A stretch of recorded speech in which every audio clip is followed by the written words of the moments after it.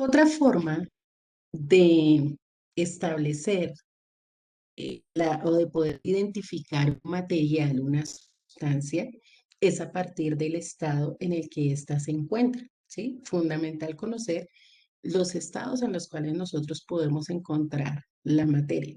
Obviamente este es un tema súper sencillo, es un repaso, porque como desde segundo de primaria se habla de estados de la materia, inclusive desde primero se habla de los estados de la materia.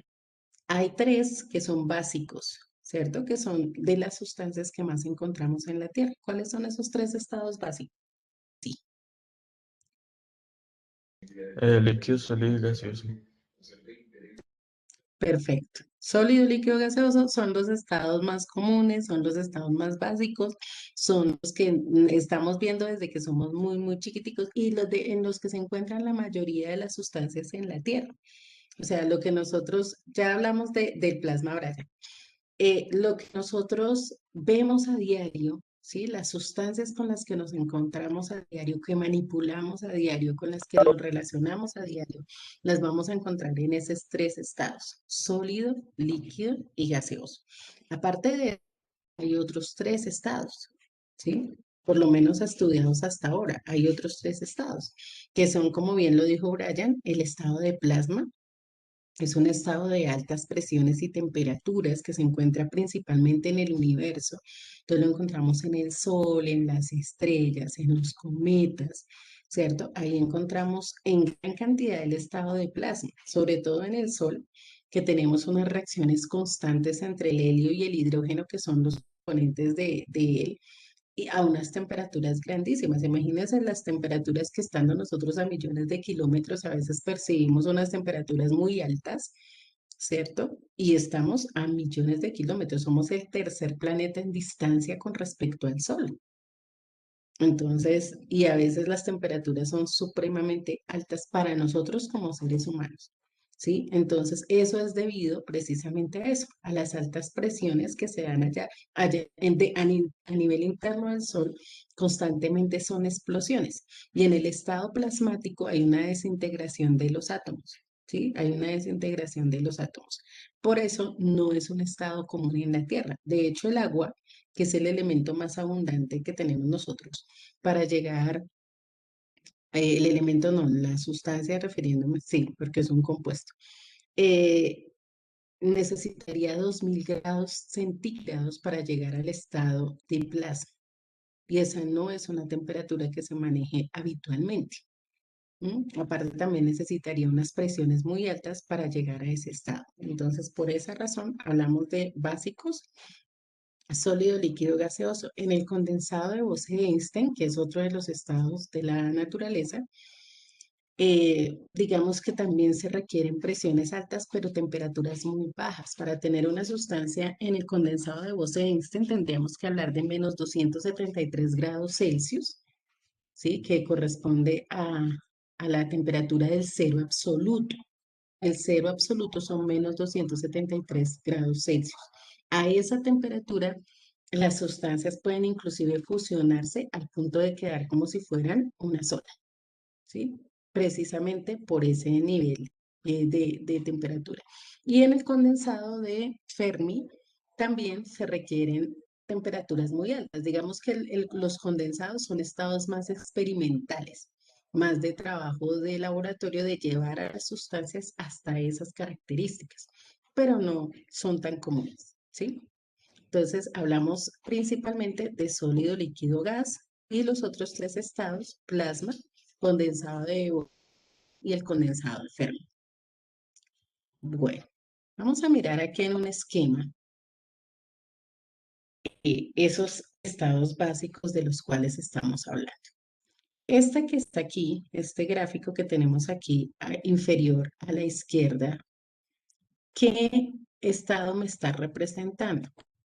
Ese gráfico, ¿qué estado me representa?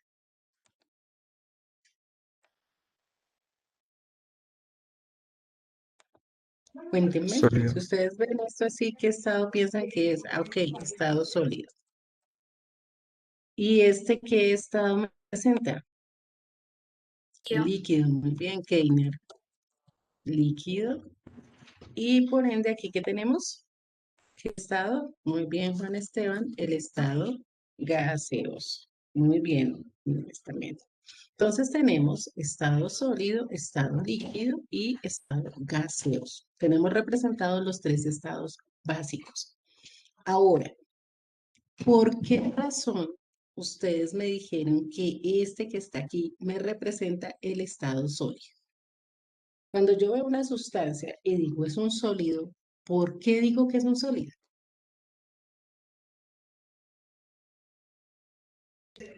Porque como las partículas de este están tan unidas, no permiten que otro cuerpo altere su forma, su estructura.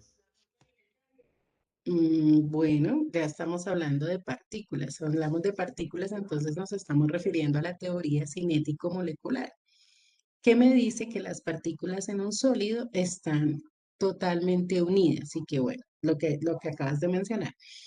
Pero resulta que cuando yo veo un objeto, por ejemplo, acá tengo un borrador, yo veo este borrador, no puedo ver las partículas del borrador. No puedo ver las partículas del borrador y resulta que este borrador no es igual a esta imagen que yo tengo acá, ¿cierto? No es igual. Pero yo podría decir que el borrador es un sólido. Porque si lo miro así a simple vista, sin hablar de partículas, yo puedo decir que este borrador es un sólido? ¿Por qué será? Porque es algo rígido y que se puede tocar y levantarlo sin que cambie su forma. Muy bien, Esteban. Aquí hay una característica muy importante.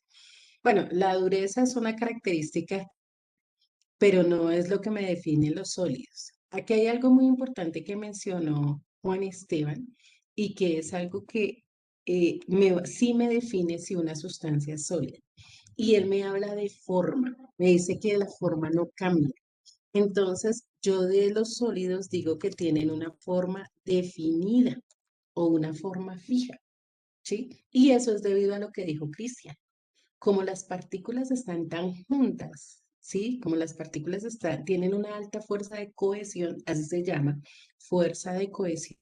Como tenemos unas fuerzas de cohesión tan grandes, entonces resulta que las partículas están muy juntas y no permiten que la forma del objeto cambie.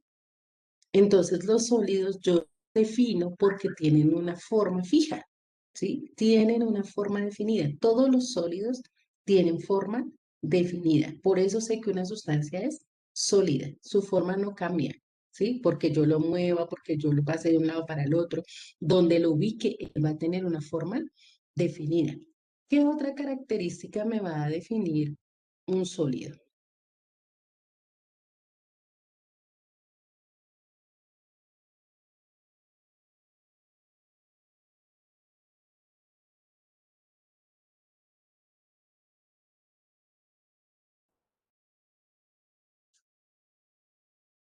De hecho, todos los estados de la materia se definen desde estas dos características. Una es la forma. ¿Cuál será la otra característica? El estado de la materia.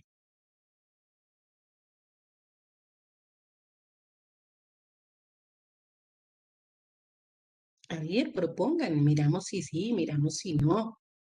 No Que hay se puede problema. comprimir. No, los sólidos no son compresibles. Muy bien, Samuel. El volumen. El volumen en los sólidos también es definido, también es fijo, ¿sí? Esas dos características, forma y volumen, me definen cada uno de los estados de la materia, ¿sí? Para decir si una sustancia es, o porque una sustancia es sólida, porque es líquida o porque es gaseosa, tengo que referirme a esas dos características, a la forma y al volumen, ¿sí? A la forma y al volumen. Con que tenga clara esas dos, el resto de las características van a ser importantes, pero para yo poder decir de qué sustancia estoy hablando de manera específica. Pero a nivel general, cuando hablo de estados de la materia, esas dos son las que me van a definir el estado. La forma y el volumen. Si yo digo por qué una sustancia es sólida, porque tiene forma y volumen definido. Por esa razón es un sólido. Punto. Y ya quedó perfecto. Lo dije bien. Entonces tiene forma y volumen definido. Es un sólido, ¿sí? Ahora, desde ese mismo punto de vista, ¿cómo defino un líquido?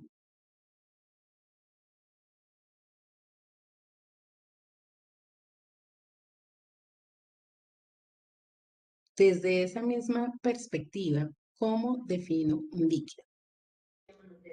Una sustancia con una fuerza de cohesión media que permite que otros objetos puedan como cambiar su estructura y que se adapta a la forma del recipiente en el que está. Bueno, ahí podemos hablar de las fuerzas de cohesión, esa parte desde la teoría cinético-molecular. Bueno, hablaste que se adapta a la forma del recipiente, quiere decir que no tiene forma definida, ¿cierto? Y muy bien como lo colocó acá Juan Esteban, forma indefinida y volumen definido. Exacto, así es exactamente. Forma indefinida y volumen definido. Forma, está bien, no tiene forma, bueno, pero el volumen en este caso sí es definido, ¿sí? El volumen sí es definido. Entonces, vamos a escribirlo aquí. Forma indefinida, volumen definido. Ahora, ¿por qué será que la forma es indefinida? Entonces, lo que nos estaba diciendo Cristian con respecto a las moléculas. Las fuerzas de cohesión los líquidos es una fuerza media, es más bien débil, ¿sí? Entonces, ¿eso qué hace? Que las partículas no estén tan unidas y que haya unos espacios entre ellas. Esos espacios que hay entre ellas hacen que las moléculas se puedan mover, que tengan la capacidad de moverse. Por eso decimos que los líquidos son fluidos. Ellos fluyen, se mueven, ¿cierto? Se desplazan. Los sólidos no se desplazan. Entonces, los líquidos sí se pueden desplazar porque tienen unos espacios y las fuerzas de cohesión no son tan altas. Entonces, las moléculas se pueden ir desplazando. Eso hace que ellos tengan la forma del recipiente que los contiene, porque al moverse se acomodan. ¿Sí? Se acomodan al recipiente que los contiene. Los sólidos no. Se puede poner el sólido en cualquier parte y él va a tener siempre su misma forma. El líquido no, él cambia según el recipiente que los contenga. El volumen sí es definido, porque cuando ustedes van, digamos, por ejemplo, en este caso, aquí tengo una botella de agua. Esta botella de agua es de 1 litro, ¿cierto? Entonces yo ya sé que la cantidad de agua que tengo en esta botella es 1 litro, ¿sí? Y si yo tomo este litro de agua y lo voy a trasvasar a una jarra, volumen va a seguir siendo el mismo, 1 litro, ¿sí? El volumen no va a cambiar porque yo lo cambio de recipiente. Voy a tener el mismo litro de agua, solamente que en un recipiente diferente. Entonces, la forma es indefinida porque en este caso, si yo lo traspaso a una jarra, pues va a tomar la forma de la jarra, pero el volumen va a permanecer constante. ¿Y por qué permanece el volumen constante? Porque sí hay fuerzas de cohesión, más débiles, pero sí las hay. Entonces, eso es lo que me permite que el volumen se mantenga. La forma no, porque las moléculas se pueden mover y tomar formas diferentes. Pero hay una fuerza de cohesión de todas maneras que mantiene allí a las moléculas y eso hace que el volumen sí sea definido. Bueno, pasamos al estado gaseoso. ¿Cómo determino el estado gaseoso desde estas dos características, forma y volumen?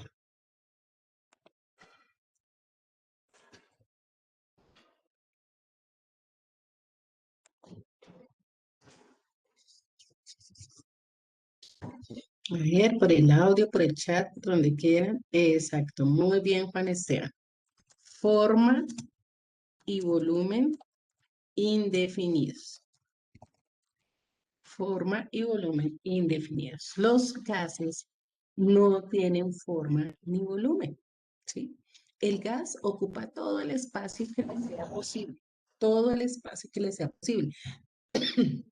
¿Por qué? Porque las fuerzas de cohesión son nulas, es como si no existieran. Las moléculas están muy distanciadas, entonces ellas se separan. y ocupan todo el espacio que les sea disponible. Y asimismo, si yo comprimo un gas, disminuyo su volumen, que lo puedo colocar en espacios más pequeños, como en un cilindro, ¿cierto? Como en una botella, por ejemplo. Puedo colocar un gas, hacer presión y cerrarla, ¿cierto?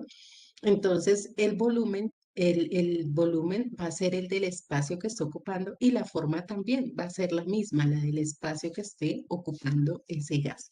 ¿Por qué? Porque prácticamente no hay fuerzas de cohesión. Los que estaban el año pasado, recuerden que vimos esas características en los gases y dijimos que las moléculas chocaban unas con otras y que esos choques eran elásticos y no se perdía la energía, pero que volvían, rebotaban y entonces las moléculas de los gases tenían un movimiento caótico. ¿Por qué? Porque tienen más energía cinética, entonces se mueven a mayor velocidad. ¿Sí? Y eso es lo que sucede con las moléculas en el estado gaseoso. Fíjense que nosotros no vemos las moléculas del estado sólido, pero ya sabemos cuál es la conformación que tienen esas moléculas.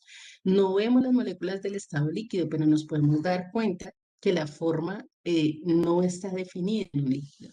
No vemos las moléculas de los gases, pero sabemos que los gases ocupan todo el espacio disponible y aparte de eso, pues tienen la forma de ese espacio también.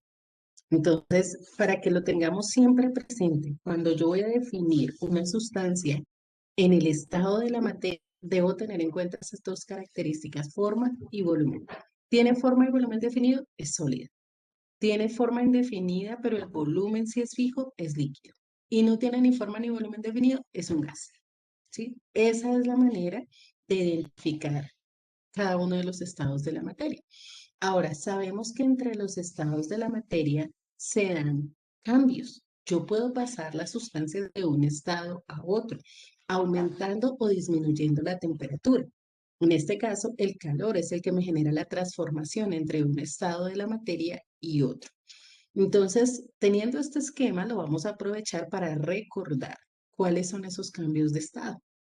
Los colores de las flechas son intencionales para tener presente que en rojo vamos a tener los cambios que implican aumento de temperatura y en azul los cambios que implican disminución de la temperatura, ¿cierto? Una temperatura menor, una menor energía térmica en cada uno de los casos. Entonces vamos a empezar por las de aumento de temperatura. ¿Cómo llamamos al cambio de estado entre el sólido y líquido? Cuando una sustancia pasa de estado sólido a estado líquido, ¿cómo llamamos ese cambio de estado?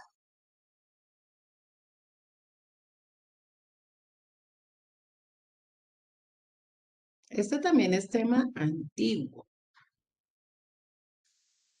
¿Cómo se llama el cambio de estado de sólido a líquido?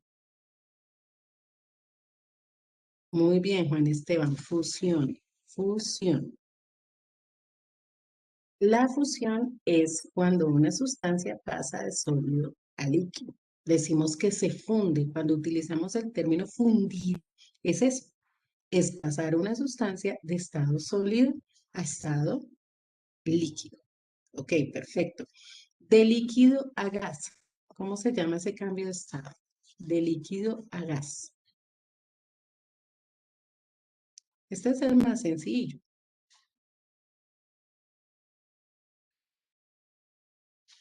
Evaporación. Muy bien, evaporación. Evaporación, contestaron Cristian y Samuel. Muy bien, evaporación. Entonces, fusión, evaporación. Hay un cambio de estado de sólido a gas sin pasar por el estado líquido, que es el que a veces nos saca más canas porque se nos olvida el nombrecito. ¿Cómo se llamará ese cambio de estado? Muy bien, Samuel. Sublimación, sublimación. Cristalización, no. La cristalización no es un cambio de estado. La cristalización, o bueno, se podría pensar un poco entre líquido y sólido, pero no es el nombre cristalización. La cristalización es un método de separación de mezclas que más adelante lo vamos a ver. Pero de sólido a gas directo, sin pasar por estado líquido, se llama sublimación. ¿Listo? Sublimación. Ahora vamos con los de la disminución de temperatura. Cuando pasamos del estado gaseoso al estado líquido, ¿cierto? Hacemos descender la temperatura de un gas y lo llevamos al estado líquido. ¿Cómo se llama ese cambio de estado? ¿Qué, Samuel? Condensación. Con- Bien, Brian, condensación. Ese es el cambio entre una sustancia que está en estado gaseoso y pasa al estado líquido. Ok, de gas a sólido, sin pasar por el estado. Muy bien, Nicolás. Sublimación inversa o regresiva, ¿no? Pero generalmente utilizamos el término inversa. Entonces nos quedamos con sublimación inversa para ese cambio de estado de gas a sólido. Y por último, sí, Brian, también se utiliza ese nombre de deposición, pero para evitar, digamos, como más confusiones, ya de por sí con el nombre de sublimación a veces es complicado, entonces no utilizamos tanto el término deposición, sino más bien sublimación inversa. Pero sí, también tienes la razón. Y de líquido a sólido, solidificación, Solidificación. muy bien, Juan Esteban, solidificación. Entonces no es cristalización, sino solidificación. Entonces ahí tenemos los 6 cambios de estado que podemos tener entre los estados básicos de la materia. ¿Listo? Entonces, los que requieren aumento de temperatura, fusión, evaporación, los que implican disminución de la temperatura, condensación, solidificación y sublimación inversa. Entonces, de esa manera también puedo clasificar la materia por estados. Entonces, la puedo clasificar entre elemento, compuesto, mezcla, pero también la puedo clasificar por el estado en el que ella se encuentra. ¿Ok? ¿Alguna pregunta de esta parte? ¿Alguna inquietud? ¿Algo que no haya quedado claro? Ok, muy bien.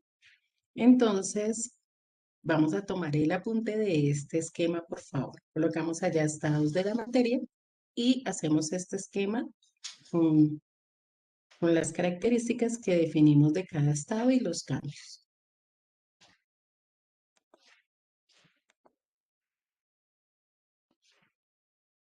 Además de hablar de si la materia es elemento, compuesto, mezcla, determinar si es sólido, líquido o gaseoso, existen unas características que también nos van a poder mm, dar cuenta de qué tipo de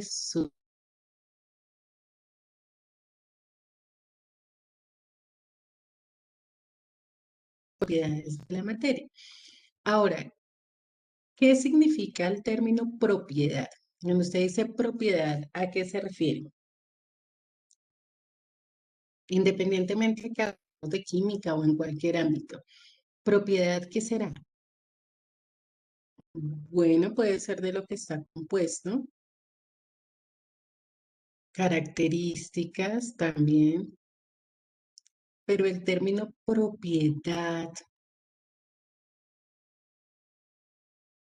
o propio, lo que tiene, dice Samuel, muy bien. Que algo es propio. Bueno, que caracteriza un elemento, está bien, está bien. Por lo general, cuando decimos que algo es propio es porque me pertenece, ¿cierto? Me pertenece, es mío. Así le sucede con las sustancias. Las sustancias tienen unas características que les pertenecen, que son de ellas, ¿sí? Que algunas van a ser comunes, ¿cierto? Van a ser comunes. Es como, por ejemplo, cuando estamos en la casa y hablamos del televisor, de la sala. El televisor de la sala es común, ¿cierto? Es común, a pesar de que eh, eh, puede haberlo comprado el papá, la mamá, bueno, como hubiese sido, pero es común, ¿cierto? Es de todos y para todos. En cambio, el de la habitación Si está en la habitación, es específico, es mío, ¿cierto? Porque yo soy el que utilizo esa habitación y por lo tanto es mío, ¿sí? Asimismo pasa con la materia. Hay cosas que son comunes, que son para todas las sustancias, y hay cosas que son específicas, que son propias de, ¿sí? Propias de. Cuando yo hablo de propiedad me refiero a eso, pertenece a. Y de esa manera yo puedo identificar la materia porque hay características que le pertenecen a ella y que en la medida que son más específicas, pues va a ser mucho más fácil una sustancia en particular. Una sustancia en particular. Entonces, ¿qué son las propiedades de la materia? Son características que me definen las sustancias. Eso es, características que me definen las sustancias. Ahora, esas características que me definen las sustancias, yo las puedo ver desde dos formas.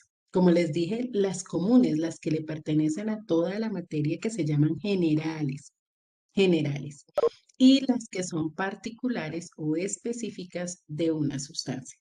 ¿Sí? Hay unas que son generales y otras que son particulares. No se afanen por copiar, porque igual el tiempo no nos va a dar para hablar de todas ellas hoy, entonces vamos a tener que retomarlas en la próxima clase. Entonces no se afanen por copiar, pero sí vamos a tratar de dar explicación a las que más podamos durante el tiempo de la clase. Entonces, en primer lugar, tenemos características que, como les dije, son generales porque le pertenecen a toda la materia y no me permiten determinar de qué sustancia estoy hablando de manera particular, porque toda la materia tiene esas características, todas tienen esas propiedades generales. Entonces, empecemos por la masa. ¿Qué es eso de masa?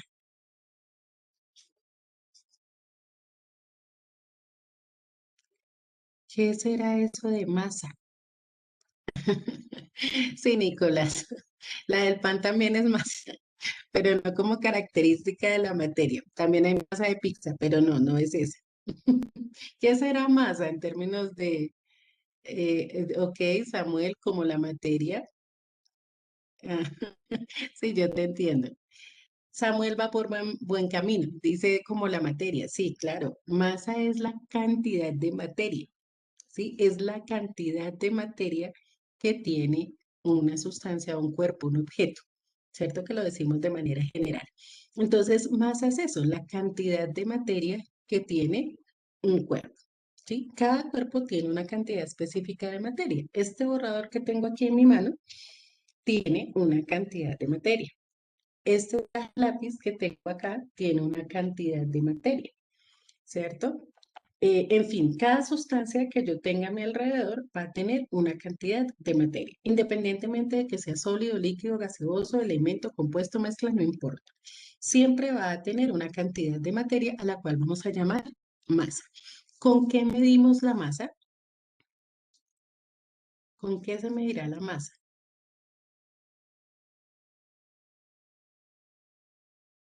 ¿O la balanza?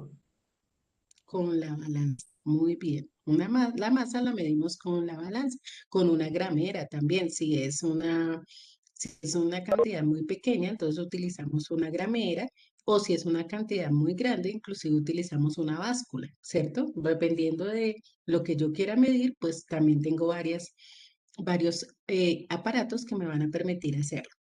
¿En qué unidades principalmente medimos la masa? Cuando yo doy la masa de algo, ¿en qué unidad la doy? ¿En gramos o en kilogramos? Muy bien, gramos o kilogramos. Principalmente gramos, ¿sí? Es la que es más utilizada por aquello de que generalmente medimos sustancias en cantidades pequeñas. Pero obviamente también, como les decía, hay materia para la que voy a necesitar una báscula y la puedo dar en kilogramos. Y esa es la unidad principal, ¿cierto? Los gramos y sus múltiplos. Ya hablando en otros términos, pues hablamos de toneladas y bueno, otro tipo de unidades, pero principalmente utilizamos los gramos. Muy bien, estamos clarísimos con la masa. Entonces vamos a pasar ahora al peso. ¿Qué es peso? La fuerza con la que la gravedad atrae un cuerpo hacia la Tierra. Muy bien. es la acción de la fuerza de la gravedad sobre esa masa, ¿cierto? La acción de la fuerza de gravedad sobre la masa de los objetos. A eso le llamamos peso. ¿En qué unidad? Bueno, ¿con qué medimos el peso?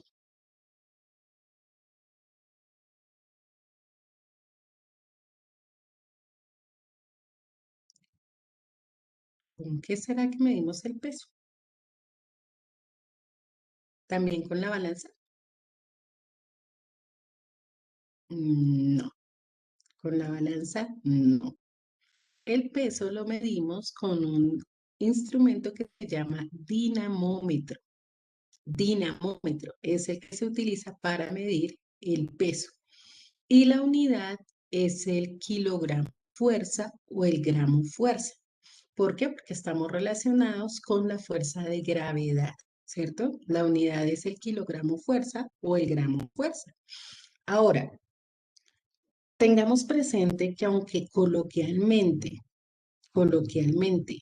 utilizamos indistintamente los términos masa y peso, no son lo mismo. Bueno, entonces masa es cantidad de materia y peso es la acción de la fuerza de gravedad sobre esa masa. Por tal razón, si nosotros hiciéramos un viaje a la luna, nuestra masa permanecería constante, la masa no cambiaría, tendríamos la misma cantidad de materia, pero nuestro peso sí cambia.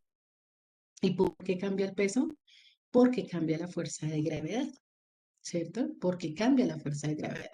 Entonces, si usted aquí tiene una masa de 55 kilogramos y se va a la luna, su masa va a seguir siendo 55 kilogramos. No es que usted perdió materia por el camino o algo así por el estilo, no, para nada.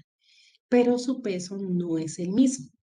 Es acá podrá ser 55 kilogramos fuerza y allá puede ser 5 kilogramos fuerza. No se le perdieron 50 kilogramos de masa, no, no se perdieron. La masa sigue exactamente igual, pero la fuerza de gravedad es mucho menor. Por eso es que los objetos en la luna flotan, porque la luna no tiene la suficiente fuerza para atraerlos hacia ella. ¿Sí? Para atraerlos hacia ella. Eso es lo que pasa con la fuerza de gravedad. Nosotros estamos sobre el piso porque la fuerza de gravedad de la Tierra nos mantiene ahí, ¿sí? Nos mantiene ahí. De igual manera, si se pudiera hacer el viaje hasta Júpiter, ¿cierto? Usted allá tendría su misma masa, sus mismos 55 kilogramos. Eso no cambiaría. Pero en peso estaríamos hablando de unos 550 kilogramos fuerza. Entonces usted allá no se podría ni mover, porque está la gravedad de Júpiter que atrae las cosas mucho más, o sea, entonces usted tendría ese peso, 550 kilogramos fuerza, con su misma masa. No es que de aquí allá se infló y la masa le apareció por todo el camino. No, no, no. Simplemente usted llegó allá y la fuerza de gravedad lo atrae de tal manera que ese es su peso, ¿sí? Entonces recordemos que el peso está asociado a la fuerza de gravedad. Fuerza de gravedad. Listo. Volumen. ¿Qué es el volumen? ¿Qué será el volumen? Ya lo hemos mencionado varias veces.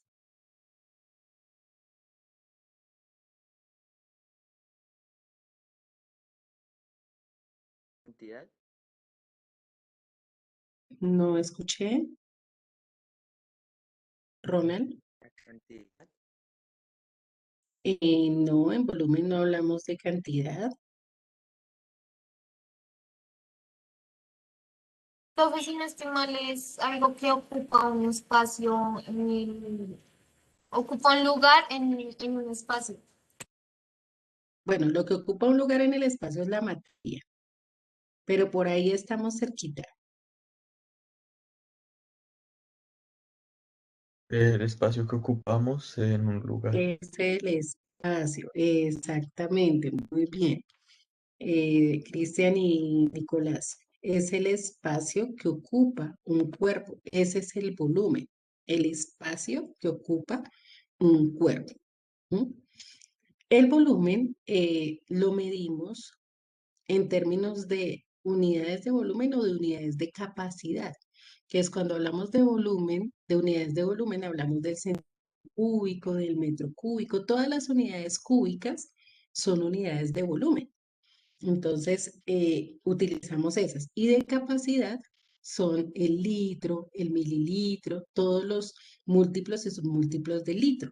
Entonces, esos los utilizamos y hay una equivalencia entre unos y otros que más adelante la vamos a mirar. Pero entonces recuerden, el espacio que ocupa un cuerpo, ¿cierto? Se mide en mililitros, litros o unidades cúbicas, decímetros cúbicos, centímetros cúbicos, metros cúbicos, y utilizamos pues instrumentos o sea, como la pipeta, como la probeta, ya lo vimos con los materiales de laboratorio, se utilizan para medir volumen, el beaker, el Ellenmeyer, el matraz aforado, todo eso lo utilizamos para medir volumen. ¿Listo? Entonces ya vimos las tres primeras características generales o propiedades generales de la materia. La próxima clase seguimos revisando otras propiedades generales y las propiedades específicas. Chicos, les recuerdo que yo estoy tomando control de cámara, que no les estoy diciendo todo el tiempo, pero yo ahí voy llevando mi control. Bueno, entonces que tengan excelente resto de jornada. Nos vemos mañana en Educación Religiosa Primera Hora. Cuídense mucho, Dios los bendiga. Chao a todos.